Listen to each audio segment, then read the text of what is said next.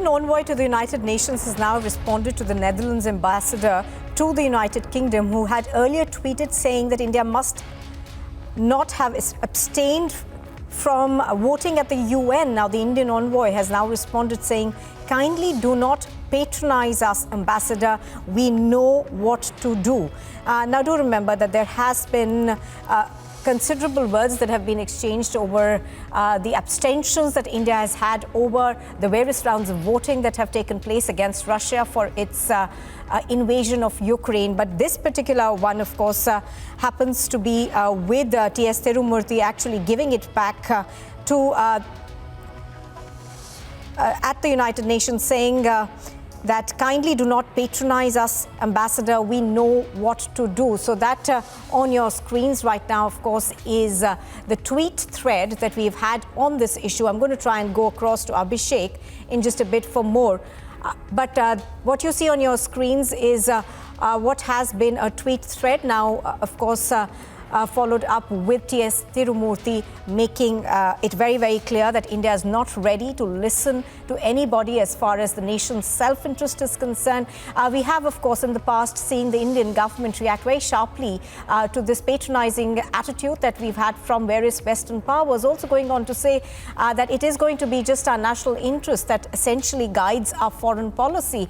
So T.S. Tirumurti over there making extremely clear that as far as India is concerned, we don't need to be told what to do by the West, and that the West's patronizing attitude towards India isn't going to be tolerated anymore. Now, do remember that in the past, of course, there have been several rounds of voting on various subjects on the Russian invasion of Ukraine, and India has at various points in time adapted different stances. There have been times when we have abstained from voting against Russia, but there have also been times when we have been very, very critical of what Russia has been doing, also continuously asking for a ceasefire and making sure that both sides can return to the negotiating table.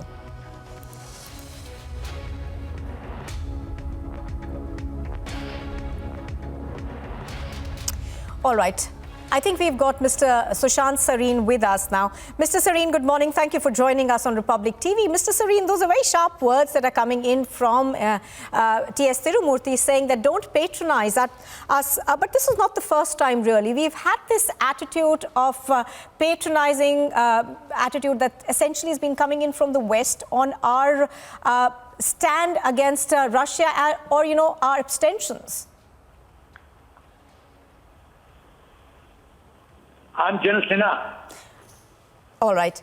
All right. I'm afraid that's General Sinha on the phone line with us. But General Sinha, if I could take your word on it at the moment. General Sinha, there has been a bit of a Twitter thread that we've seen, basically words exchanged between our ambassador at the UN, T.S. Tirumurti, and also Mr. Osterholm, where India has said that the West needs to stop patronizing us. We know how to look at our national interest when we vote at the UN. Now, this obviously is in particular context to our abstentions at the UN against Russia. You see, America, the West, the NATO countries are feeling very uncomfortable that India is not trying to shift its loyalty from Russia to Western bloc. That is the point of worry. They want that India should take a stand against Russia. We will not do it. We know that in our national interest, whatever is good for the country, Mr. Modi will do it. Russia has been a trusted friend. America has yet to prove its trustworthiness. So therefore, secondly, foreign affairs is the exclusive right of the country. We know with whom, what relationship we should have. The Western, if Denmark ambassador is trying to say that we should not patronize other ambassadors, it is none of his business. It is our freedom with whom we cultivate friendship, whom we call, whom we interact, what we talk about. It is our show. They have no business to interfere in our foreign affairs matters. The problem with it is that the rising status of India is making West and America uncomfortable. America is thinking that previously it used to be a bipolar world. Now India is emerging as a third pole, and a pole which is equidistant from both the countries, Russia and Western Bloc and America, and is in a position to influence the course of events. So that is the worry.